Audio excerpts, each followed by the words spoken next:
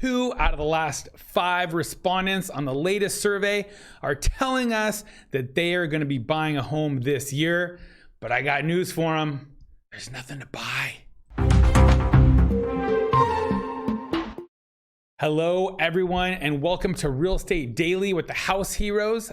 I'm Ryan Lineker, filling in for Troy again here today. And our goal here is to bring you everything in news as it pertains to real estate, mortgages, and housing in general. If you enjoy these updates, please hit the like button and smash the subscribe button for me. Turn on your notifications so you get alerted every time we do go live here, which is Monday through Friday daily. And we like to bring a little rant on Saturdays as well. But today is Tuesday, January, 10th now? Can't believe it. We're already into the 10th day of 2023. Let's jump into it. This is the latest survey from UBS, and it is their housing intentions consumer survey.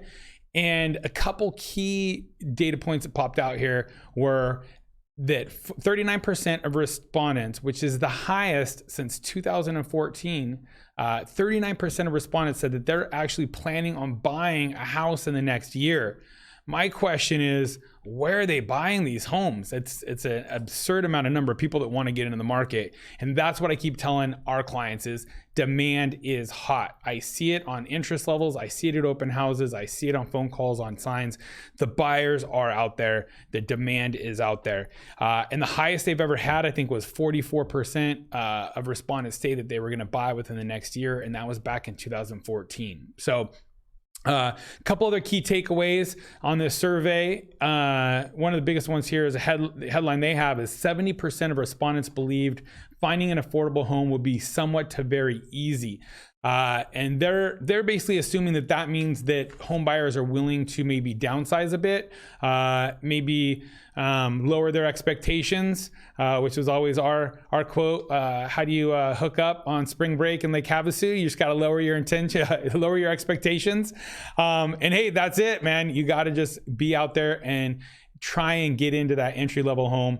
Don't set your expectations. This is not your forever home, right? And so they're expecting people are a little bit more realistic on what their first home should be. And that's why they don't think it's going to be hard for them to get into a home this year. Plus, they're probably listening to a lot of those headlines saying that the market is low and slow and crashing, and they think they're going to be the only buyer. But they really need to get in early, way before they think they need to buy. You know, if they have a rental up or something like that, a lease term, they need to be somewhere at a certain period of time.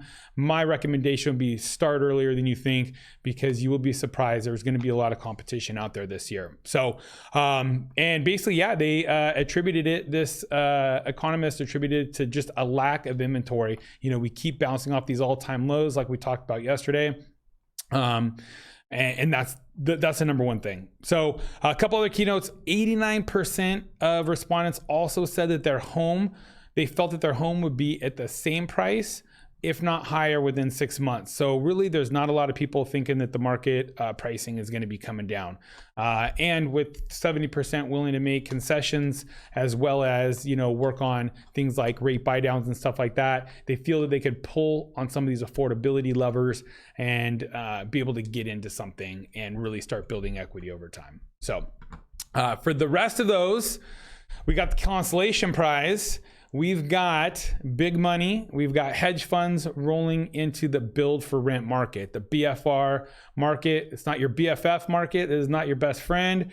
This is a BFR. It is a huge growing segment where investors are just dealing directly with large builders, institutional builders, and building out entire communities. So what they're doing actually is they're stepping up. So, you know, a lot of the apartment living we've seen growing in inner cities recently has a lot of amenities. You know, maybe you've got on-site, you know, a pool, obviously, maybe you've got a cool rooftop bar, maybe you've got a concierge, you've got dry cleaning on site, you have a valet. There's a lot of these amenities. Now they're bringing that over into smaller starter homes. So we're seeing a lot of this in the Southeast. based. A lot of Florida. It's a very robust part of the market there in Florida right now as far as construction is based.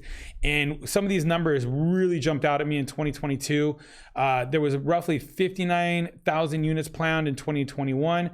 74,000 were planned for 2022, and they are all steam ahead into 2023 as well.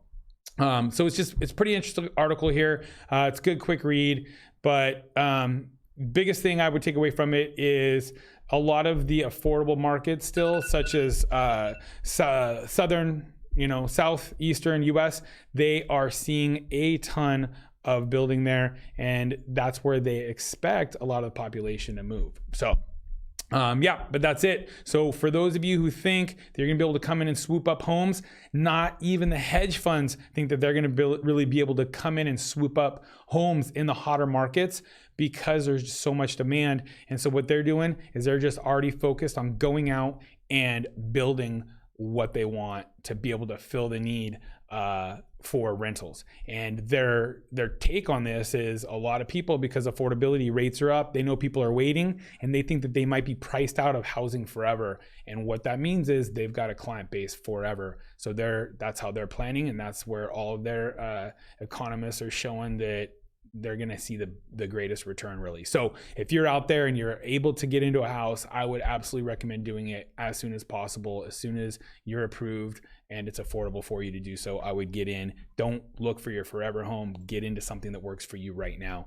It's my number one tip for my friends, my family, and all my clients. So that being said, mortgage rates, where are they today? I know yesterday it was 6.33. We're roughly 6.283. So trended down a little bit today. That's good. And really, this is probably Monday's numbers, because we're always off a day here.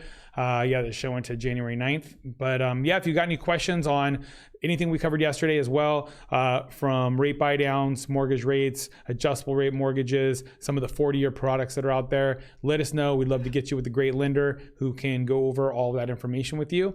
And as soon as you get a chance, start your house hunting again. We're already seeing people rocket through those open houses this first week and second week into January. Other than that, peace and God bless.